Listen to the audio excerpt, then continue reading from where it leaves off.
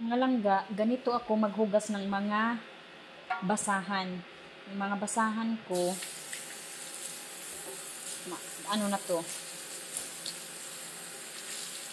kailangan labhan na. Ayaw ko yung basahan na mamantika. Ganito ang ginagawa ko para mawala yung mga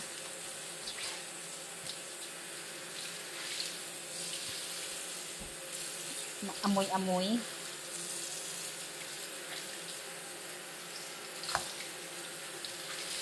Kasi mantika, kasi inano namin, pinupunas.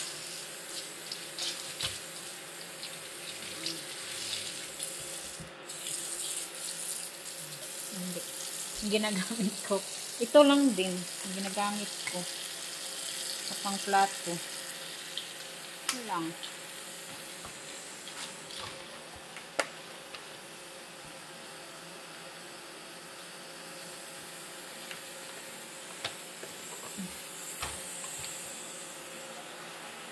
Iinit kasi ito. Iinit to. Iinit to.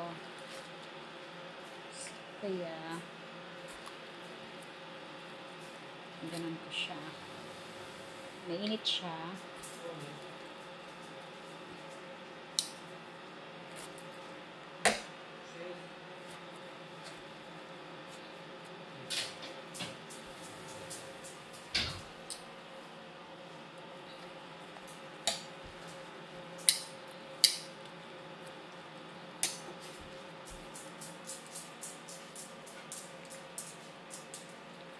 Yes, iha.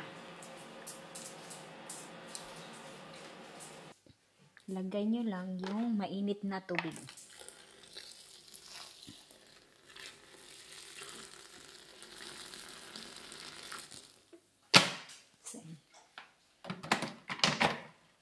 Kumukulo siya. Para mamatay na rin yung mga bakterya. Diba? Instant pumuti siya, oh. Pumuti. Ganun. Oh my God, my love. Again. What?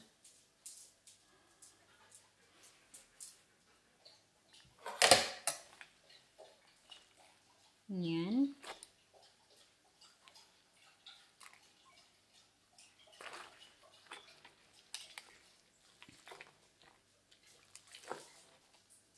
Okay. Oh.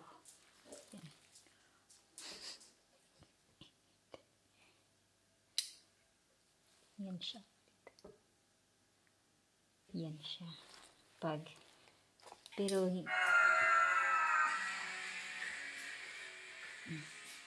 kasi yan, galing yan sa mga sauce. Ayan. Sa sauce. Galing sa pagkain yan. Ayan. Yung mga stain na yan, galing yan sa pagkain. So, we need to soak that at least overnight. Ito kaya siya.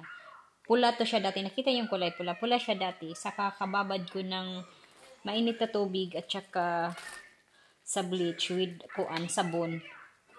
And dito. Mostly yung mga inaano ko sa mga surface. Yung inaano ko. Kailangan talaga na hindi sapat yung nilalabhan ko siya sa washing. Hindi ako satisfied. Parang hindi siya malinis, hindi natatanggal yung mga mikrobyo. Kaya nilalabhan ko siya gamit yung kamay. Ganito yung sistema ko. Yun. Ba't ba ako nagtatagalog dito? Muna ako sistema. Malinis naman to. At saka sinusok ko sa mainit. Yan. Balik natin. Muna siya. Yun ang ko. Pagkatapos ko nang magluto, ayan, ang dami. Ang nakakainis tong langaw na to. Yan yung mga lahat ng nahugasan ko. Hindi pa malinis. Bukas ko na yan linisan kasi yung mga pisik-pisik pa ng takot ako sa sa langaw. Oh, ayan na. So, Kailangan akong mag-load ng mga labahan.